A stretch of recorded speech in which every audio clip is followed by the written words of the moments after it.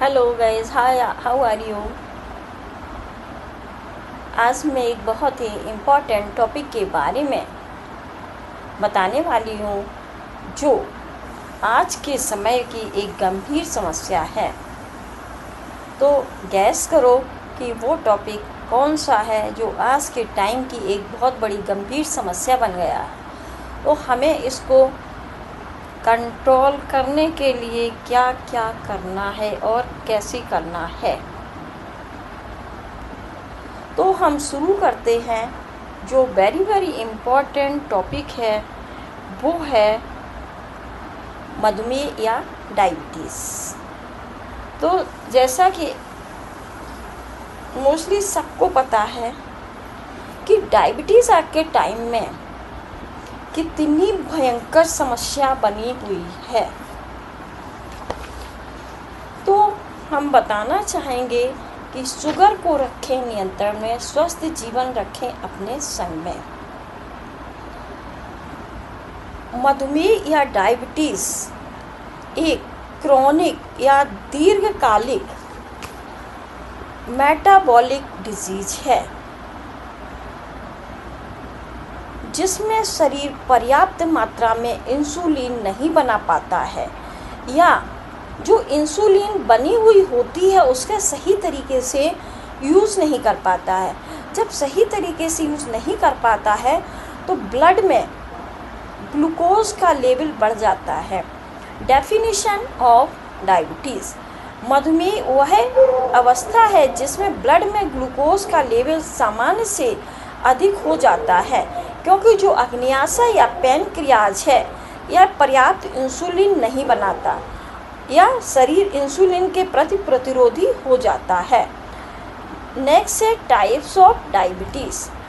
Type 1। तो type 1 को हम इंसुलिन डिपेंडेंट डायबिटीज़ मेलाइटिस भी कहते हैं या IDDM। तो इसमें क्या होता है, टाइप 1 में इंसुलिन का उत्पादन बहुत कम या बिल्कुल नहीं होता है और ये टाइप 1 प्रायः बच्चों और युवाओं में होता है। टाइप 2 या नॉन इंसुलिन डिपेंडेंट डायबिटीज़, जिसको हम NIDDM भी कहते हैं, शरीर इंसुलिन का सही उपयोग नहीं कर पाता है। तो इसका सबसे सामान्य प्रकार है मोटापा और अस्वस्थ जीवन शैली। NIDDM के मुख्य कारण हैं गर्भकालीन मधुमेह या जेस्टेशनल डायबिटीज़, गर्भावस्था के दौरान होने वाली डायबिटीज और प्रसव के बाद ये सामान्य हो सकती है। सेकेंडरी डायबिटीज़ अन्य रोगों, दवाओं या हार्मोनल विकारों के कारण होती है। कॉजेज ऑफ डायबिटीज़: आनुवांशिकता या हेरिडिटी, ओबेसिटी या मोटापा, शारीरिक गतिविधि की कमी या असंतुलित आहार लेने के कारण भी डायबिटीज़ हो सकता है। स्ट्रेस का तो एक ये फार्मूला है कि अगर हम अपने आप को स्ट्रेस या टेंशन में रखेंगे तो इससे बहुत सारी बीमारियां जन्म लेती हैं। तो इसलिए हमें स्ट्रेस से बचाव करना है। बढ़ती उम्र, high blood pressure, hormonal disturbance. Sign and symptoms of diabetes: बार बार प्यास और पेशाब आए, शुगर जांच तुरंत कराएं। बार बार पेशाब का आना, अधिक प्यास लगना, अत्यधिक भूख लगना, वजन का कम होना, थकान और कमजोरी होना, आँखों से धुंधला दिखाई देना, घावों का देर से भरना। डायबिटिक पेशेंट के अगर चोट के कारण या किसी कारण से घाव बन गया है तो डायबिटीज़ के कारण जल्दी से हील नहीं करता है। त्वचा में खुजली, बार बार संक्रमण होना।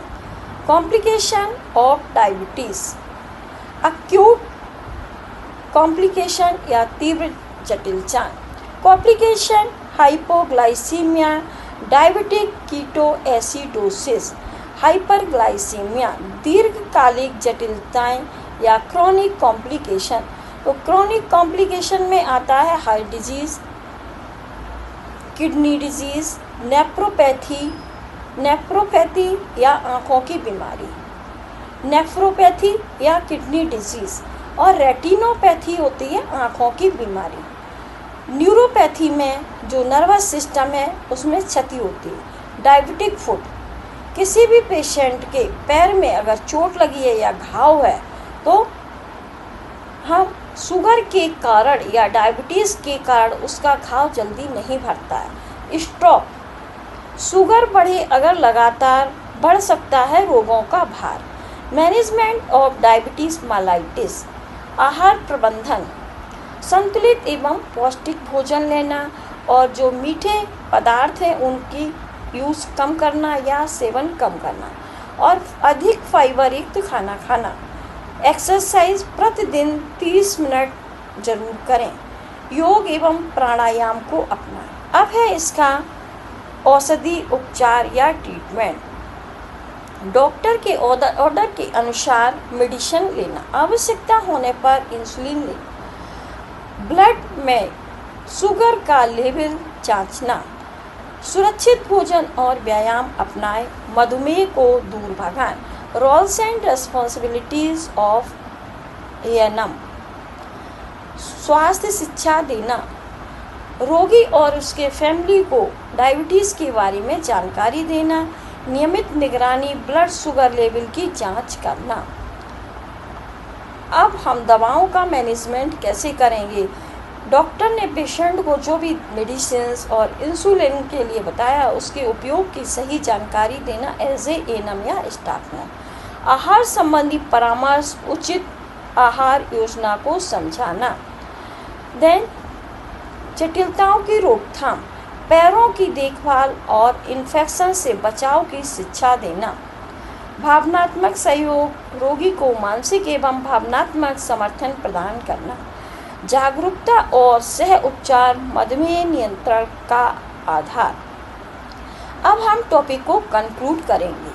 मधुमेह को कंट्रोल किया जा सकने वाला रोग है अगर सही आहार, नियमित व्यायाम और समय पर दवाइयाँ और नियमित जांच द्वारा रोगी को स्वस्थ एवं सामान्य जीवन जीने के बारे में बता सकते हैं। तो है ना कितना इम्पोर्टेंट टॉपिक बच्चों। तो इस टॉपिक को हर पीढ़ी के लिए या हर एज ग्रुप के लिए ये टॉपिक बहुत ही इम्पोर्टेंट है।